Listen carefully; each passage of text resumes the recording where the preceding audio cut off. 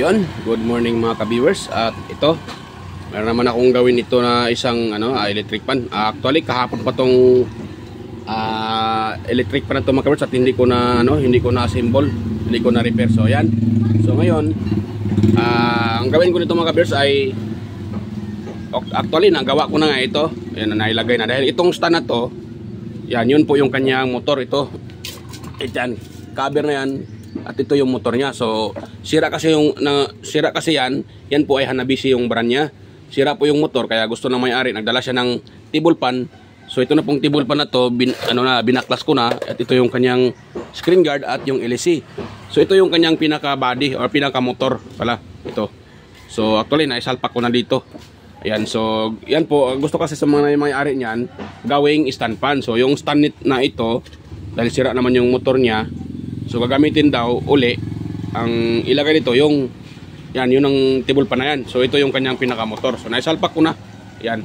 So ang gagawin na lang natin dito ngayon, ipakita ko sa inyo mga ka-viewers kung paano ito i-wiring. Madali lang naman to i-wiring sa mga ka-viewers, sa mga master natin dyan. So wag na po nyo itong intindihin dahil alam ko naman ay alam nyo na po kung paano ito i-wiring. So sa mga baguhan lang po, sa mga gustong matuto. Yan, sa mga hindi pa alam ito. So itong video na to ay para po sa inyo mga ka-viewers. Sa aling mayroon kayong table pan at gusto nyong gawing stand pan, kung mayroon naman kayong ganitong stand. Yan. So itong video na to ay para sa inyo. So yan, gusto tayo dyan mga ka-viewers. Yan. So bago pa pala tayo magpatuloy, so sa mga bago pa lang dyan na napunta dito sa aking YouTube channel at napadaan, so yan, huwag niyo pong kalimutang mag-like at i-share mga ka-viewers kung inyong nagustuhan yung ating video. Yan. So at sa higit sa lahat, huwag niyong kalimutang i-subscribe yung aking channel mga ka-viewers. Yan, start tayo dyan para matapos na tayo. So i-plaster ko lang konti yung aking cellphone. Ayun, pwede na siguro yan. Yan, pwede na yan mga ka-viewers. So dito may tatlong wire to mga ka-viewers. Yan, apat. Actually apat yan Yan So kung nakita nyo, mayroon tayong kulay gray, kulay yellow, at saka kulay white, at itong yung pink, kulay pink. Yan. So kulay pink, white, yellow, at saka gray. Yan. So actually pag ganitong brand na yun yung brand nito Yan yun. Yan, pakita ko sa inyo yung kanyang naman yun. Yung kanyang ito yun. Yan. So ito kasi nahagip ko doon sa video ko kahapon na in-upload ko kagabi. So yan Yan, yun yung brand. Yan. So ngayon ka lang kasi ito na nabigyan ng time dahil kahapon ay medyo natagalan ako doon sa electric pan na 3 yung ginawa ko kahapon. So mga 5 na ata ko na iyon natapos. So ngayon ito na naman dahil kukunin ito mamaya. So yan, ito po yung switch ng yun switch nung na yan. Yun yung electric pa na yan, yung Asahi. Yan, ito na po yung kanyang rotary switch or selector switch. Yan. So yan, i-open natin ito mga ka-viewers. At turo ko sa inyo kung paano ito paano magpalit ng paano tawag dyan, yung paano gawing stand pan yung table pan. Yan, sa pag-wiring. So ito po yung tuturo ko sa inyo. So yan, actually nalagay ko na to Yan, hindi ko na pinapakita dahil madali lang naman yan. Tanggalin lang yung isang dito, yung pivot pin or yung tornilyo. So, ito na po siya mga ka-viewers, yung purma. Yan, tinanggal ko siya. Yan tanggalin nyo lang. Pag matanggal ito, tanggalin nyo yung motor at isapak nyo yung panibagong motor. Yan. Basta ang tandaan nyo, pareho sila ng ganito siya. Screw type sa bandang niya, puwet. Yan. Yung iba kasi, sinasalpak lang at dito sa gilid, mayroong nilagay na tornilyo para hindi yun mahatak. So ito siya, ito sa lalim inilagay. Yan. At tinatornilyo doon sa pinaka base ng motor. Yan. Kaya nakaganon siya. So hindi sila magkapareho. So yun yung purang palatandaan nyo para hindi kayo malilito.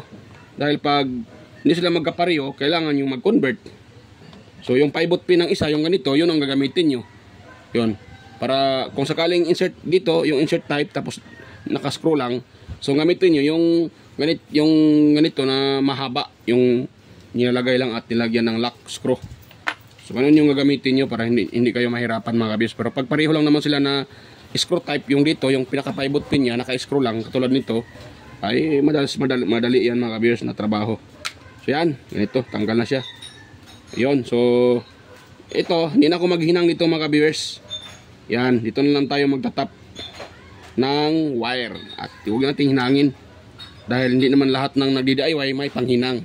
Yan, so sa mga walang panghinang, so kahit wala kayong panghinang, makaka-repair pa rin kayo. So ganito, huwag niyong putulin sagad mga kabisa. Huwag niyong putulin na sagad para kung sakaling mag-wireless kayo, so hindi kayo mahirapan dyan. Dahil pag pinuputol nyo yan, anak ko, kailangan nyo na panghinang. Dahil pag nasagad yan pagkaputol, hindi naman pwede mahirapan kayong idugtong yan kahit sagad na.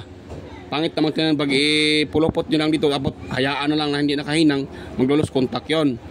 So mas maganda ganito. So dito nyo banda putulin. Yan. Ayun. So dyan nyo putulin mga ka-viewers. Yan o. Lagyan nyo na ng distance or allowance. Yun. Para mas maganda. Hindi kayo mahirapan. So yan, atin na itong mga viewers, atin itong balatan. So kung wala kayong pangbalat, turuan ko kayo, lighter lang gamit nyo. Ganon yun lang siya, oh. Ganon. Yan, tapos sabay hatak. Ganon lang, oh. Ganon lang kadali mga viewers kung mayroon kayong lighter. Kung wala kayong splicer, yung pagtanggal ng balat, so ganon nyo lang. Or ganito pwede din, pero pag hindi kasi kayo sanay dito, baka maubos nyo pa pati yung tanso, baka pati yan maputol nyo kung hindi nyo kayo sanay. Ito kasi mga kabis, pasanayan dito eh. Ganon nyo lang siya, oh. Sabagay ako naman ay matagal ko nang ginawa ito mga kabis, no? So nabalata na. Pero pag hindi ka sanay dyan, ang mangyari, kahit ako nung una ay imbis na balatan ko yan, ay naputol ko. So hanggang na maiksi na yung wire at yun, nahirapan na akong idugtong dahil maiksi na. Pero sa katagalan ay nasanay po ako mga ka-viewers. Yan, nasanay po ako na magbalat. Yan, siyempre pag technician ka na, masanay ka na dahil araw-araw mong ginagawa, siyempre maano mo yun siya. Pero pag baguhan pa lang, siyempre maranasan mo talaga na imbis balatan mo, maputol mo lahat. Yan, maputol mo siya lahat. So katulad ganito, ito, minsan pag hindi ka marunong, yan, imbis na i-ganon mo siya, yan, diba, imbis ganon sana, oh, ganon, diba? Minsan, pag hindi mo alam, pag ganun mo, madiretso, so putol. Kaya ako dati mga ka-viewers, siyempre, nung una, hindi pa tayo masyadong alam pag paano balatan ng ply. Ginagamit ay side cutter lang. Kaya lang nito, yan o. Yan, yun, medyo ano na yung plies ko. Hindi na nakaka-ano ng balat, so yan. O, diba? Yan o.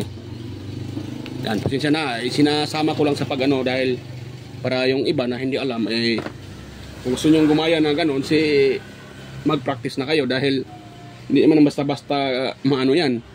Pag starting mo lang, yun, mayroon, ganun talaga na minsan maputol mo. So yan, ngayon mag-wiring tayo dito. So paano ba tayo dito mag-wiring? Dito muna tayo sa switch mga kabiyos. So ngayon, sana yung so ito, kailangan natin ilagay dito para baka makalimutan, sa labas natin malagay. So mangyari, nako, mahirap, tanggalan naman uli. So lagay natin dito. Tama ba? Mali, kaguwang na. Ito yan mga kabiso. Ayun. So ganoon yung setup nya. Yan. Ngayon, dito tayo. Wait, ibuhol ko muna para hindi matulog yung takip. Ganon. So dito tayo una mga kabiyos. Dapat ito iset natin sa ano ba tawag dyan, 0 muna. Yan. Tapos di ba naka-0 na yan, dito tayo sa number 1. Yan o. Yan, dyan natin iset sa number 1. Yan, pag naset sa number 1, kuha tayo ng tester mga ka-viewers. At, sorry, nasagip na ano ko yung yung camera. So yan, kuha tayo ng tester. At ilagay natin sa buzzer settings. Ayan, wait lang ha, medyo na yung tester ko. Ayun. So ngayon, di ata kita paano ko ito ilagay. Hirap kasi walang magano. Ano na lang, So ngayon, dahil naka number 1 na yan, so itong wire na to, ito, kita nyo po ito, itong kulay blue. Yan po yung ano natin. Yan po yung ating tawag dyan, line to. Dahil itong brown naman ay sa common wire. So itong blue, ito po yung line to natin. So hanapin natin dito kung saan yung connection sa number 1.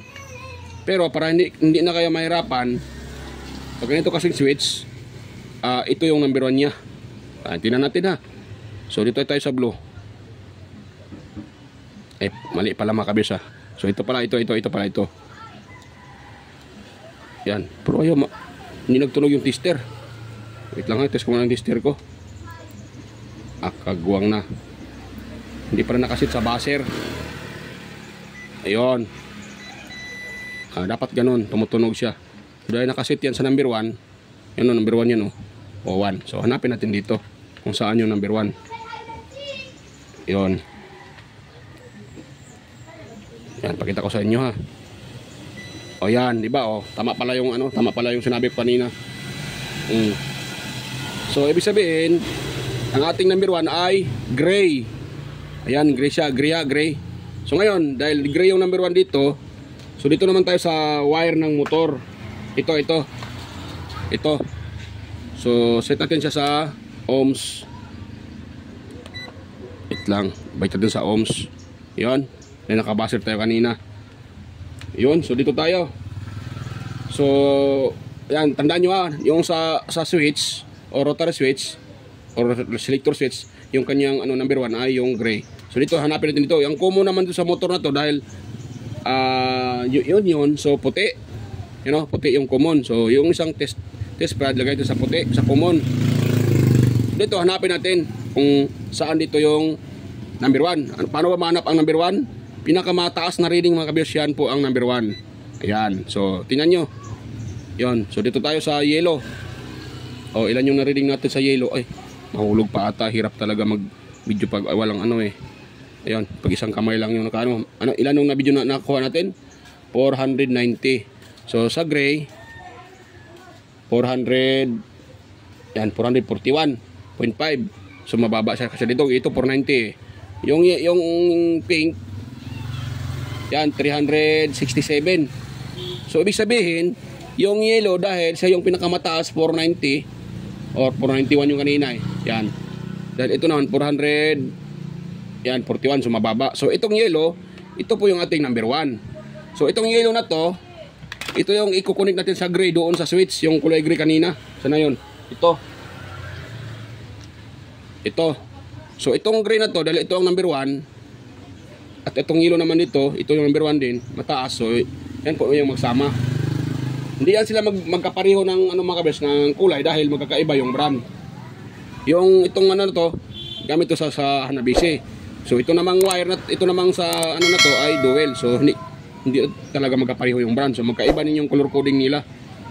So ganun talaga yan. May naman brand na halos magkapareho, pero sa ibang wire hindi din magkaiba din ang kulay. So ganun talaga. Ayan, so ilan tayo ng electrical tape mga ka-viewers diyan para sigurado na hindi diyan. Hindi yan mag-spark. Yan. So lagyan lang tayo ng wire dito.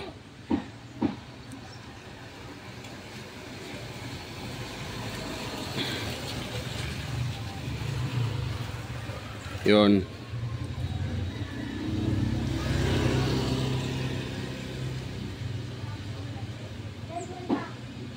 Ayun. So pwede na yan. Maganda naman yung paglalagay ng electrical tape natin. So ayun. So pangalawa, dahil ang ating dito sa switch ay ang number 1 niya ay brown gray.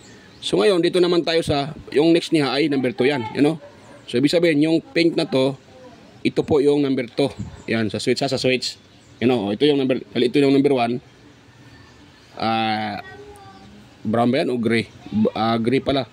Yan. So sa number 2 niya ay itong pink. So ibig sabihin, hindi po ibig sabihin dahil pink yan, may pink po dito, hindi po sila magkasama ha, hindi yan ang magkasama. Yan, so hanapin pa rin natin dito ang pinakamataas din na segunda na reading na pinakamataas. So yan, kuha tayo ng tester lang. Yung ano yan, medyo nag-lost contact itong tester ko Yan, yung bagong kong tester mga kabiyos ay yun, accidentally na naapakan ko naman yung naglinis ko nung sa araw dito, naapakan ko yung kanyang test rod, kaya ayun naputol. Kagwang na, di malas talaga. Naapakan ko yan, naputol yung test rod. Kaya nag-order ako ng bagong test rod. Yung ganito ba, test rod, ito.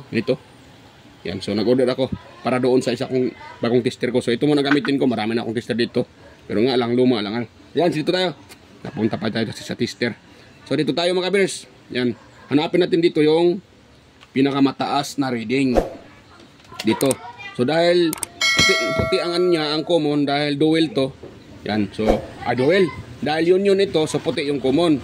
So hanapin natin dito. So parang itong gray na to, ito yung ano ito yung ating pinaka segunda na mataas kanina. Kung nakita niyo naman kanina, yan, kung nakita niyo yung video, ano? Tester natin. Tapos ito tayo. 441. Itong ano to, itong gray. So ibig sabihin, itong gray at saka pink, yan po sila ang magkasama. So di ba? Hindi sila magkapareho ng color coding dahil hindi nga magkapareho yung brand nilang dalawa. So hindi sila magkapareho ng color coding sa wire. So ganun talaga. Sa madaling salita, pinagtagpo ngunit hindi pinagsama. Ano ba yan? Tawag yan? Pinagtagpo pero hindi nagkatuluyan. Ano ba yun? Ayun, dahil nga magkaiba yung kulay, magkaiba yung reading pala. Ayun. So yan, ano na yan sila. Yan. So dito naman tayo, lagyan pa muna natin ng ano pala, electrical tape. Hirap mag-explain mga ka-viewers. Ang hirap-hirap mag-explain. Mas madali pa yung magawa kaysa mag-explain. So hindi pwede na putak lang tayo ng putak, hindi natin ini-explain. So pangit yun. So mayroon naman talagang mga viewers na gusto nila i-explain para maintindihan. Kahit ako naman siguro, kung ako yung manonood, gusto ko i-explain ng maigi, i-explain ng nagtuturo para malaman ko kung paano siya gawin or ginagawa. Yan, sana yung nako. Yan, kuhaan tayo ng konting electrical tape. Yan, so lagyan natin ito ng electrical tape mga ka-viewers. At pasensya na, minsan hindi mahagip yung ginagawa ko dahil minsan ako nakapokus sa pag repair or pag tutorial. So hindi ko na namalaya na yung camera pa hindi nahagip yung ginagawa ko. Kaya pasensya po. Ganun talaga. Yun, so dito tayo, pinakalas mga ka-viewers. So ngayon, itong yellow na to, itong yellow na to at itong pink na to, sila naman ding magkasama. Ayan. Tingnan nyo So sila po yan ang magkasama mga ka-viewers. Ayan. Hindi kita yung pag wire ko. So ayan. Yun lang. So pa tayo ulit ng electrical tape para ilagay dyan mga ka-viewers. Kunti lang. Huwag na masyadong habaan yung electrical tape. Basta mabalot lang yung huwag naman yun yung sobrang nipis ng pagkabalot para iwas ba sa disgrasya. Yan, tapos sabay banat. Paglagay nyo sa electrical tape, hatakin nyo konti para didikit yan at hindi basta-basta yan. Yan. Dito tayo. So yan, tapos na. So ngayon, dahil tapos na yung sa speed niya, dito naman tayo sa kanyang common wire. Ang common wire sa wire, itong wire na to, brown. So yung brown na yan po yung pinaka-common. So sila po yung ipagsama natin sa common dito sa itong wire ng motor ng union. Yan. So ito yung pinaka-common natin or common wire. Yun. Yan, tapos lagay tayo ng electrical tape mga viewers. Sasi po.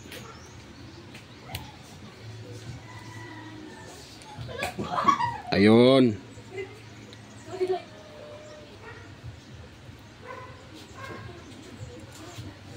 Yan, dito tayo. So,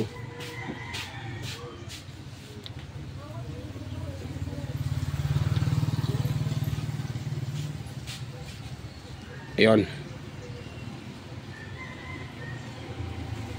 Yan, pwede na yan. So, dahil tapos na yan, ayun. So, wait lang ha. So, ganun natin siya mga ka-beers, oh. Ito. Yan. Para hindi yan mahatak. So, kailangan natin ibuhol. Dito natin isa, ano mga ka-beers, oh. Ganyan natin dito. Wait lang ha. Saan na ba yun? Ano ko pa? Dito. Iipit natin dyan, oh. Iipit natin dyan. Para hindi mahatak yan. Kahit saan dyan, basta wag lang sa tatama sa ano mga kabisa. Paglagay nyo sa pinakatakip. Yun. Pwede na yan. Tapos, gano'n natin. So na ba yun? Yun. Dapat hindi tatamaan pag lagay ng screw.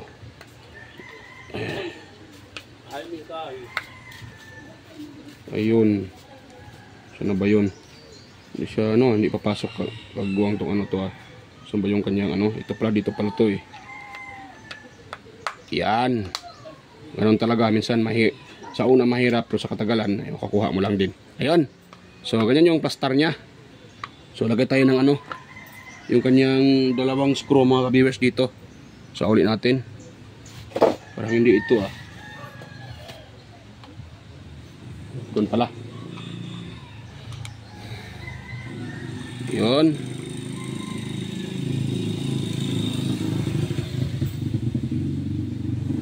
Yun. Tapos dito.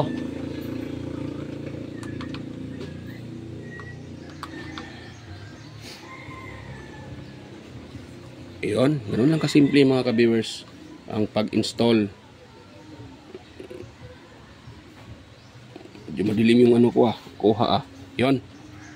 So yan. So dahil tapos na, so dito tayo sa pagtitest mga ka-viewers. Ito naman, dito ko yan ilagay.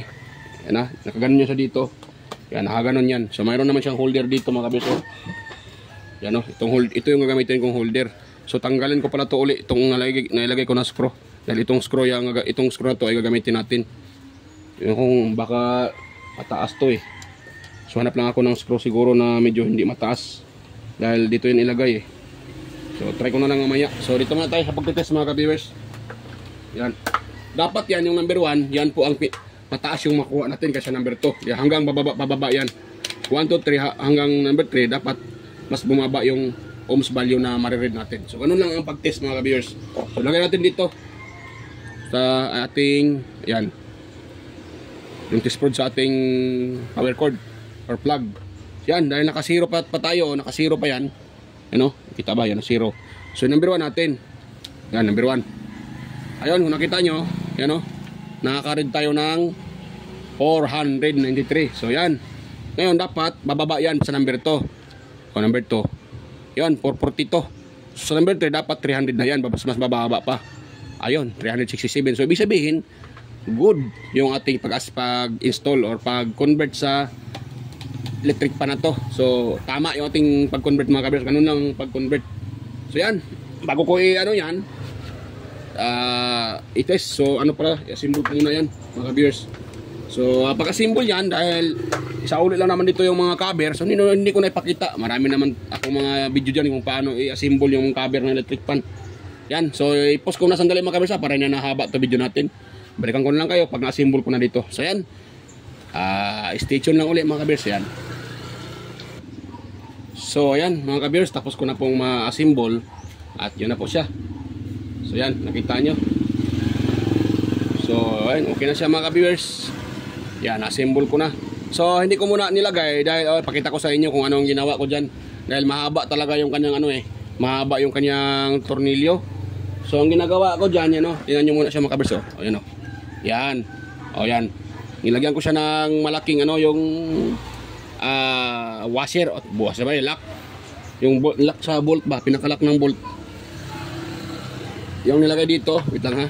yung nilagay sa bolt na maglalak. Bolt nut ba yan? Di ko nakalimutan ko yung pangalan yan. So yan. Yan, nut pala, nut. So nilagyan ko siya ng bolt nut, yan oh. Yun yung nilagay ko diyan. Ginawa ko siyang parang spacer para lumayo konti.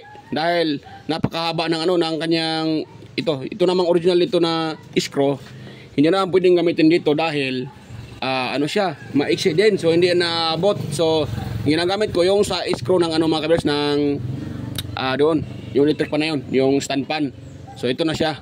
So dahil mahaba yun ang ginagawa ko, nilagyan ko ng nut para lumayo konti. So yan, okay na siya. Yan. So gawin ko naman diyan at ito. Hindi naman yan gagalaw-galaw din, no? Yan oh, mahigpit yan mga kabers, hinigpitan ko siya. So ito, isasalpak lang dito. Ganun nyo lang oh. Yan, wait lang ha.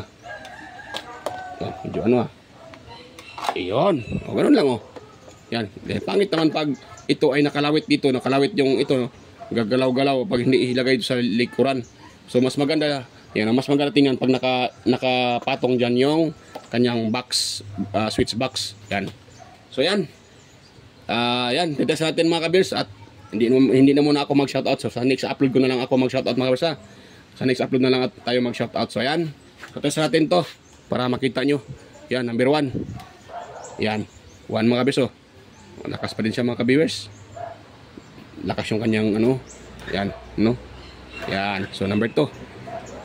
Yan, number 2. Lakas siya mga kabers. Yan, so number 3. Yun, number 3, lakas. Yan, good mga kabers. Ayan. So good na yan. So mega loud shoutout sa inyong lahat mga kabers, sa mga silent viewers or organic viewers. Ayan, sa mga kadikit ko dyan sa YT, mega loud shoutout sa inyong lahat, mga master, mga loads. Ayan. Mga ma'am sir, ayan, mega loud shoutout sa inyong lahat. So ayan.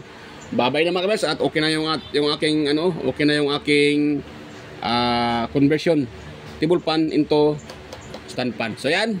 Okay na at bye-bye na at kita-kita tayo ulit sa aking next na mga upload at salamat po sa mga manonood sa video na to. Ayan, bye-bye!